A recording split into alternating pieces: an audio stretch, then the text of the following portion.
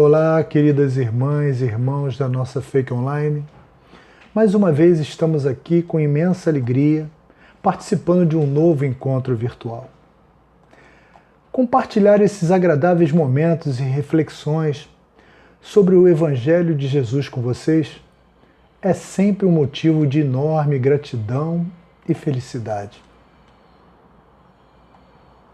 E como de costume, no início dos trabalhos da Fake, realizamos uma prece, a qual convido a todos que me acompanhem, onde quer que estejam, nessa singela oração. Peço que, se puderem, fechem seus olhos, procurem relaxar, elevem seu pensamento ao Mestre, amigo de todas as horas Jesus, aos mensageiros de luz que sempre acompanham e ao Pai Maior, de infinito amor, justiça e misericórdia. Graças a Deus.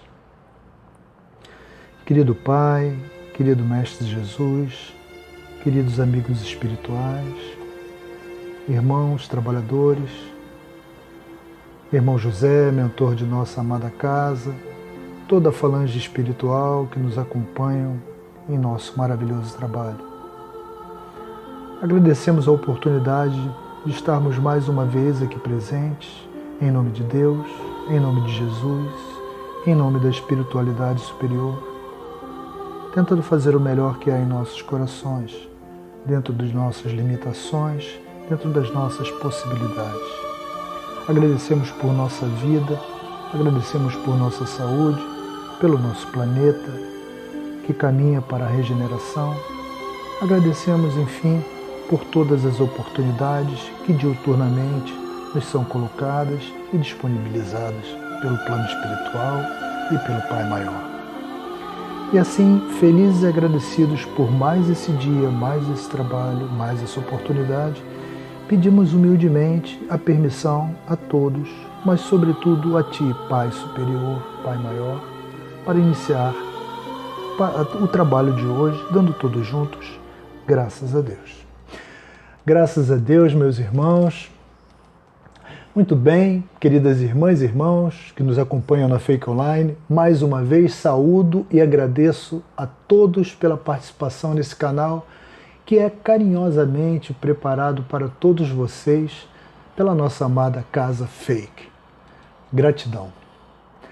Aproveitamos para lembrar aqueles que ainda não participam do nosso tratamento espiritual presencial ou os que já participaram, pararam e desejam retornar, que basta procurar a nossa equipe de atendimento fraterno, a qual irá receber a todos com o costumeiro acolhimento e a habitual amorosidade.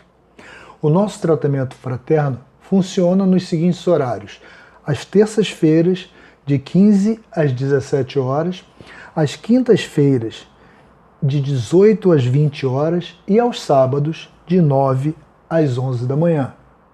E as nossas palestras presenciais também são realizadas às terças-feiras, no caso de 15h30 às 17, às quintas-feiras de 19h30 às 21 e aos sábados de 9 às 11 horas da manhã, às 10h30 da manhã, perdão. A cromoterapia e a evangelioterapia, que está sendo realizada em novo horário, funciona aos sábados também, essa sim, de 11 às 12h30. Por último, mas não menos importante, reiteramos que somos uma casa totalmente voltada para a caridade, ou seja, todos os nossos atendimentos que são realizados na Fake são gratuitos, são atendimentos fraternos. Contudo, temos diversas despesas na manutenção da nossa casa. E essas despesas são pagas através das doações que recebemos, tanto do corpo mediúnico da casa, como daqueles tantos irmãos que aqui são acolhidos. Assim sendo, pedimos por caridade que nos ajudem a ajudar. Colaborem com a nossa casa. Não estipulamos valores e tampouco é obrigatório. Ninguém deixará de ser acolhido caso não possa colaborar. Mas se você puder, colabore. A colaboração de vocês é fundamental para a continuidade do nosso trabalho. Então repito, por favor, nos ajudem a ajudar. Aqui na tela, em algum lugar, mostra como podem fazer as suas doações. Ajudem também a nossa obra social, o projeto capitaneado pela nossa querida irmã Cris Pessoa, que acolhe as mãezinhas carentes, o projeto Amor que Nasce. Quando vier a fake para o tratamento, traga 1 quilo de alimento não perecível. As nossas mãezinhas agradecem. Bem, dados os nossos recados, sempre lembramos que nossa temporada atual trata da releitura do livro O Evangelho segundo o Espiritismo de Allan Kardec. Dessa forma, sejam bem-vindos ao Evangelho Luz da Nova Era, cujo convite é compartilhar com todos vocês o estudo dessa encantadora obra de Kardec. E não menos encantador é saber que Allan Kardec tomava o cuidado de não se promover, não ocupar uma posição de protagonismo dentro da doutrina espírita. Ele não queria ser uma celebridade. Ao contrário, ele se mantinha sóbrio, concentrado em seus estudos e pesquisas, possibilitando com maestria a realização dessa notável obra dotada de critério irretocável em sua elaboração. Fato que legitima a credibilidade da doutrina espírita por ele codificada em meados do século XIX. O resultado desse complexo e admirável trabalho, sempre suportado pela espiritualidade superior, nos deixou como legado a proposta de que nunca morreremos. Somos espíritos imortais, que estamos encarnados cumprindo apenas uma de várias etapas de um magistral projeto evolutivo, cujo objetivo é nosso aprendizado rumo à perfeição e, consequentemente, à real felicidade, onde somos balizados pela lei de causa e efeito, a qual todos, sem exceção, estamos submetidos. Esse é o desafiador convite à humanidade terrestre, a nossa evolução, a evolução do nosso planeta, que também depende de nós. Kardec sempre se manteve firme no propósito, contra seus desafetos e também contra simpatizantes, de não ser considerado um mártir, um avatar, uma vez que sabia que era apenas um mensageiro. Um importante mensageiro, mas somente um mensageiro, de que a vida vai muito mais além do que podemos imaginar. E dentro dessa nobre conduta dos humildes, de forma aparentemente despretensiosa, a história de Kardec foi tão marcante que, passados mais de 150 anos de seu desencarne, os verdadeiros espíritas que hoje residem na França zelam para que seu túmulo não seja cultuado como uma tenda de milagres ou de pedidos de socorro, mas sim apenas como um simbólico e respeitoso local que guarda a lembrança de um importante seareiro da obra do Pai, cujos 15 últimos anos de sua vida, em sua última encarnação, foram dedicados ao incansável trabalho de estudo e divulgação do Espiritismo. Essa, digamos, longa introdução sobre Kardec se dá pela necessidade de reflexão a respeito dos valores que atribuímos ao próximo e principalmente a nós mesmos nessa atual existência. Portanto, hoje falaremos sobre o capítulo 13 do Evangelho segundo o Espiritismo, Não saiba a vossa mão esquerda o que a vossa mão direita faz. Está nos subitens 17 e 18, que tratam da piedade e dos órfãos. E nossa história começa com o espírito Miguel, em Bordeaux, na França, 1862, que poeticamente descreve no Evangelho segundo o Espiritismo que a piedade é a virtude que mais nos aproxima dos anjos. Irmã da caridade nos conduz a Deus. E acrescenta que ao permitirmos que nosso coração se encha de ternura diante do sofrimento de nosso semelhante, podemos proporcioná-los esperança e resignação. E é nesse momento em que o plano espiritual nos devolve a caridade doada, nos permitindo dar sentido às nossas vidas, às vezes tão fugazes, às vezes tão vazias. E me refiro ao vazio existencial, o qual está cada vez mais presente na humanidade da Terra. Fato que pode ser comprovado através de estudos, através de pesquisas que indicam que em 2023, portanto, esse ano, a maior causa de mortes no mundo deverá ser por suicídios. Assim, considerando que o suicida, por inúmeras questões, chega ao ponto de atentar contra a própria vida, não podemos desprezar que o vazio existencial encontra lugar expressivo nesse contexto, no contexto dos suicídios. Nosso querido Divaldo Franco, em diversas ocasiões, cita essa preocupante realidade, alertando principalmente através da obra de Joana de Ângeles que o antídoto para o vazio que existe em nós está no autoconhecimento. Portanto, precisamos ter piedade de nós mesmos. E em sua poética descrição, ainda o Espírito Miguel acrescenta que a piedade bem sentida, do fundo do coração, é amor. Que amor é devotamento, cujo significado é dedicar-se com grande empenho, incondicionalmente. E que devotamento, enfim, é esquecer de si mesmo em função de quem se ama, em função de quem necessita. Essa é a virtude por excelência. É o amor incondicional, amor ágape, como nos amou, como nos ama Jesus. E como nos ensina em seu sublime Evangelho. Contudo, não podemos esquecer que esse amor incondicional, esse devotamento, também nos inclui a nós mesmos. Então os convido à seguinte reflexão.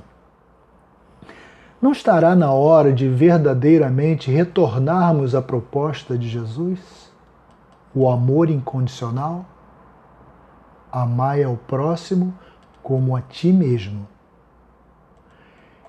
Esse mandamento estabelece de forma inequívoca uma condição necessária e interdependente, ou seja, para que possamos amar o próximo, é imprescindível que nos amemos também.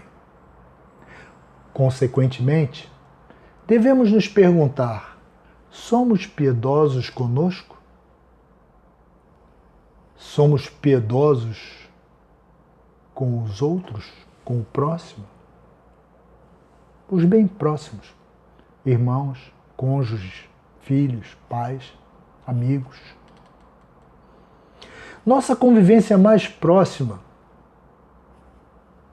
E na sociedade, principalmente nos dias de hoje em que vivemos momentos tão turbulentos, somos piedosos? A resposta é bem simples, meus irmãos. Se não tivermos piedade conosco, não teremos quaisquer condições de termos piedade com ninguém.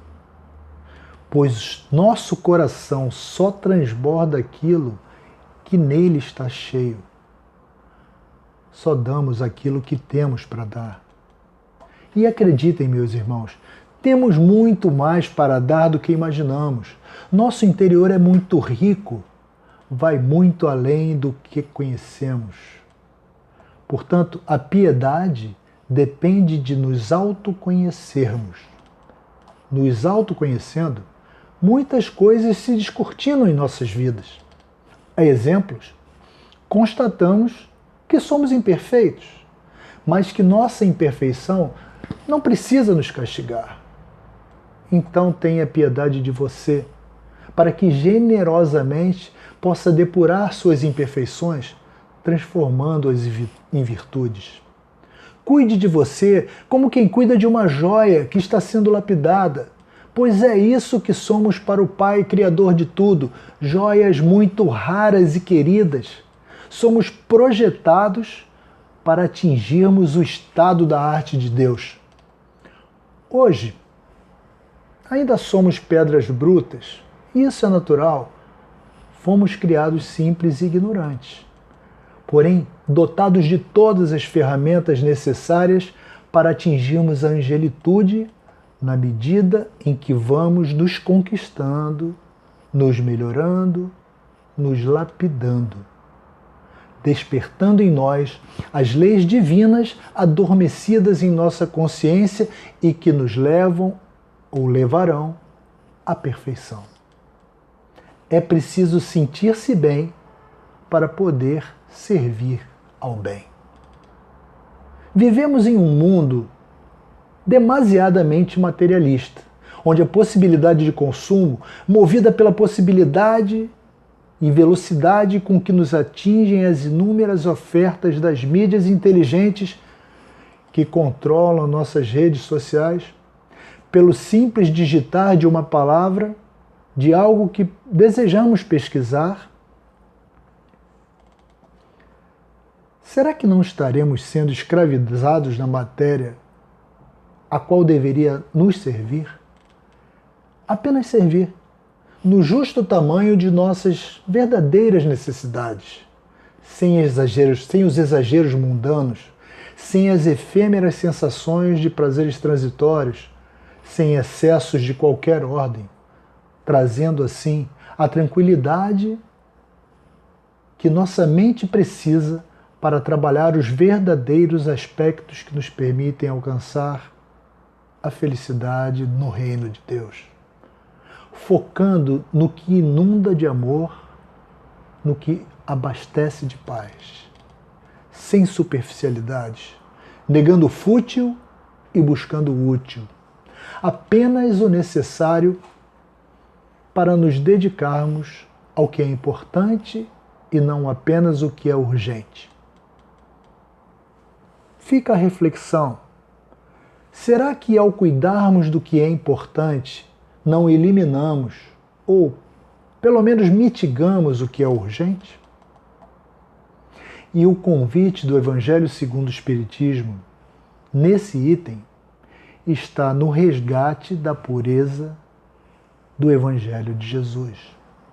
E o Espírito Miguel clara e amorosamente conclui: quando todos os povos a ele, o Evangelho, se submeterem, tornarão a terra feliz, fazendo reinar a concórdia, a paz e o amor. A piedade nos remete à solidariedade, à compaixão, à caridade, ao amor, conforme destacamos. Todavia, requer algo que é condição necessária e suficiente para validar o olhar ao próximo, sem esquecer que o próximo, mais próximo, é o que está em nosso interior. A piedade requer humildade, a mãe das virtudes, a qual nos remete à libertação e ao crescimento.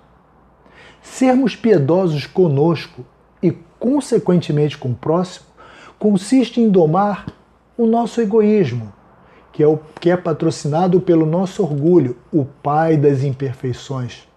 Enquanto orgulhosos, é impossível enxergar o próximo. É impossível enxergar a Deus.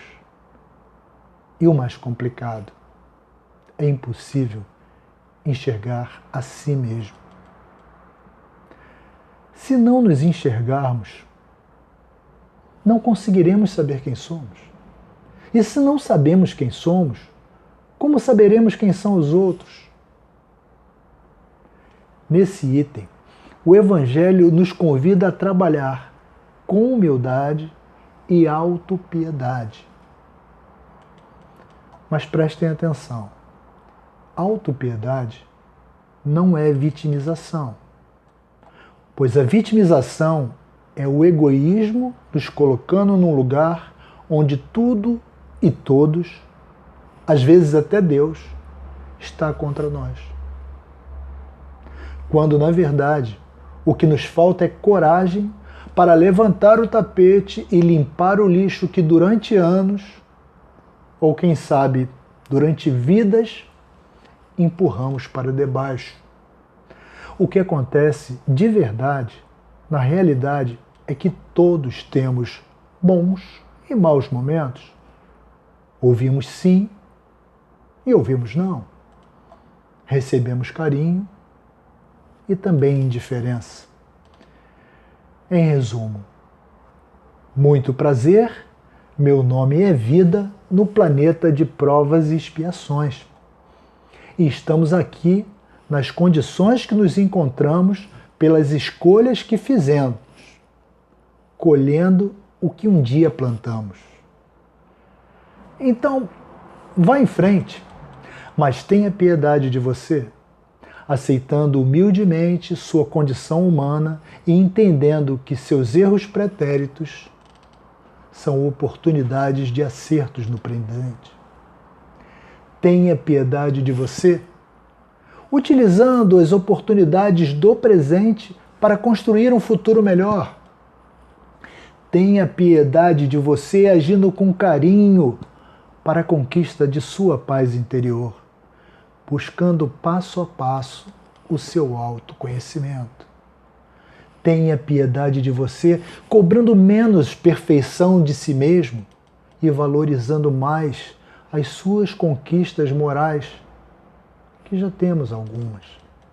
Tenha piedade de você e permita-se tocar ao próximo com a virtude que mais nos aproxima dos anjos, a irmã da caridade que nos conduz a Deus.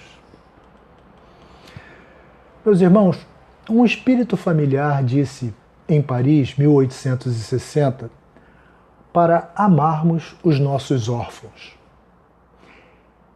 E existem muitos órfãos pelo caminho. Aqueles que são abandonados ao nascer e sequer têm a oportunidade de saber sua origem. Aqueles que perdem seus pais consanguíneos em tenra idade e ficam à mercê da própria sorte. Enfim, aqueles que por alguma razão, alguma causa, hoje sofrem o efeito de expiar a orfandade. E aí se encontra uma grande oportunidade de exercer a piedade, amar os nossos órfãos, praticar a caridade, o amparo que protege do frio, que mata a fome, que direciona para o bem, evitando que se percam nos vícios. Observem este manancial divino disponibilizado para que se possa socorrer aquele que, quem sabe, foi alguém muito querido em outra encarnação. Mais que isso, proporciona nessa encarnação o bônus do amor-atitude, o bônus do acolhimento e ainda mais a oportunidade de redenção para um espírito que errou muito no passado, mas pela misericórdia do Pai encontra no presente o acolhimento que tanto necessita. Reflitamos então, quantos são os órfãos de pais vivos? Aqueles que sofrem o abandono dos pais ausentes? Muitas vezes vivem até na abundância material, contudo sofrem pela escassez do amor, de um simples gesto de carinho. Pais que alegam estar ocupados demais para dedicar um momento de atenção a seus filhos. Quantos são os órfãos de filhos? Pais esquecidos em asilos, ou mesmo em suas próprias casas, onde carecem de atenção, do afago, do aconchegante abraço do filho, da filha, o qual foi o caminho para a sua encarnação e o suporte para a sua construção. E quando as forças já lhe faltam, se transformam em um fardo, quando na verdade deveriam ser louvados todos os dias pela incessante dedicação da sagrada maternidade, da sagrada paternidade. Quantos são os órfãos de cônjuges? Aqueles casais cuja indiferença ocupa o lugar da atenção, onde o individualismo vence a cumplicidade, a rotina atropela o carinho, onde o eu grita calando o que deveria ser nós. Finalmente, onde as dificuldades de qualquer origem, que deveriam ser motivo inspirado para o crescimento, de mãos dadas, se tornam em obstáculos para o amor, esquecendo que o calor das mãos apertadas reconforta a mão que conduz. Talvez a grande maioria de nós se sinta órfão em algum momento. Sim, somos. Na realidade, todos somos órfãos, sob o ponto de vista que somos seres sociáveis, interdependentes, e não está em nossa essência vivermos em solidão. Portanto, é natural que algumas vezes nos sintamos sós, nos sintamos órfãos. Contudo, lembrando uma pergunta feita por Jesus, clássica: quem é meu pai? Quem é minha mãe? Cuja resposta ele mesmo disse: todo aquele que fizer a vontade do meu Pai, que está nos céus, esse é meu irmão, e minha irmã, e minha mãe. Isso está em Mateus capítulo 12, versículos 49 e 50. O que significa dizer que todos pertencemos à mesma família, a imensa família universal.